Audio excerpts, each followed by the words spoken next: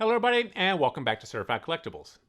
Today we're going to be taking an in-depth look at the Mike Tyson Punch-Out for the Nintendo Entertainment System released in 1987. Now this game has become one of the holy grails, one of the keys for Nintendo sealed game collectors. If you've watched any of the recent video game auctions, you know what I'm talking about. Now, this game slipped through the hands of a lot of collectors over the years. Everybody thought this game was plentiful. It was everywhere. You could buy one whenever you wanted. And if you're talking about the cartridge or the complete in box, you're probably right. There's a ton of that floating around. But in sealed games, and especially in high grade, these are very tough. I think last time I spoke to Wada, the ratio to the Super Mario Brothers was 1 to 10. So for every 100 Super Mario Brothers sealed in comparable grade, there's 10 of those for every one of these. So this is much more scarce to find sealed in high grade. So definitely one you need to keep an eye out for on the secondary market if you're looking to add a super cool Holy Grail item to your collection. So today we're going to take a look at a brief history of the game, how it got started, take a look at all the different versions of the Mike Tyson's Punch-Out, and see which ones you need to look into adding to your collection or your investment portfolio. So let's take a look at how this game originally got started.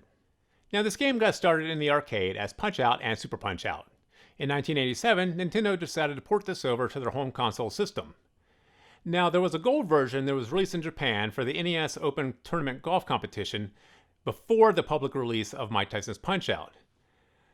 It was during this time that Nintendo of America's founder and former president, Minoru Arakawa, attended a boxing match featuring the future heavyweight champion Mike Tyson and was so impressed with his power and skill that he wanted to license his image and likeness for the upcoming port of Punch-Out, hoping it would help sell the game.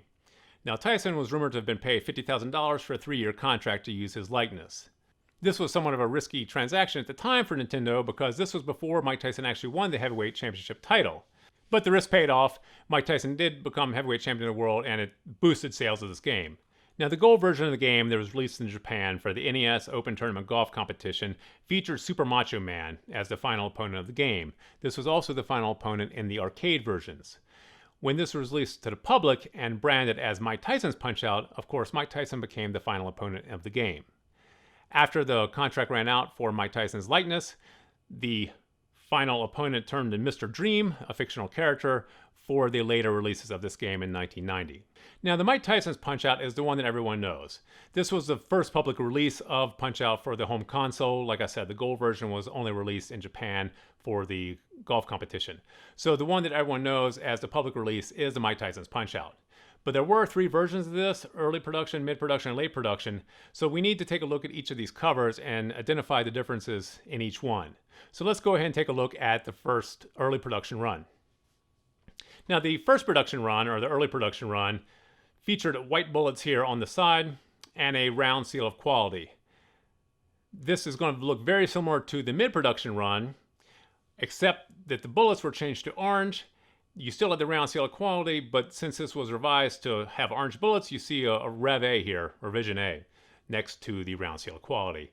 Other than that, these two covers are pretty much exactly the same. Now, the late production run of this looks completely different because they changed the round seal of quality to oval seal of quality. They did keep the orange bullets, but they also moved the Rev A down to the bottom right corner. Now, the mid-production run, the orange bullets with the round seal of quality, Rev A, like the one you see in front of me, this is the one that you're most likely going to see appear in auctions.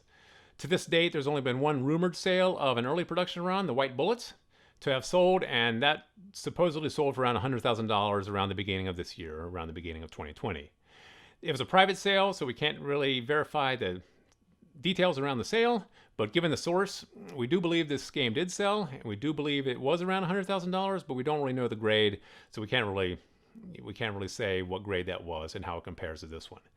But the mid-production run, there was an 8.5A that sold in a March 2020 auction, so beginning of this year, for about $46,000. So if that's selling for about $46,000, we do believe that if there was a white bullet early production run, $100,000 seems fair for that. Even the oval seal, the late production run in high grade, there was a 9.2 that just sold in May, so just a few months ago of this year, sold for $33,000. So even the late production runs sealed draw a good premium. So any of these, either early, mid, or late production runs sealed, you know, you got a winner there. Like I said, these are going to be the holy grail for the sealed Nintendo game collectors. So either early production run, mid production run, late production run. If you can find these sealed, this is definitely something to add to your collection. Now, let us know what you think about this video in the comment section below. Let us know if we missed out on any facts or any history that you would like us to comment on. Leave us a thumbs up if you like this video. And as always, remember to subscribe to this channel for more videos. Thank you for joining us here at Certified Collectibles, and we'll see you next time.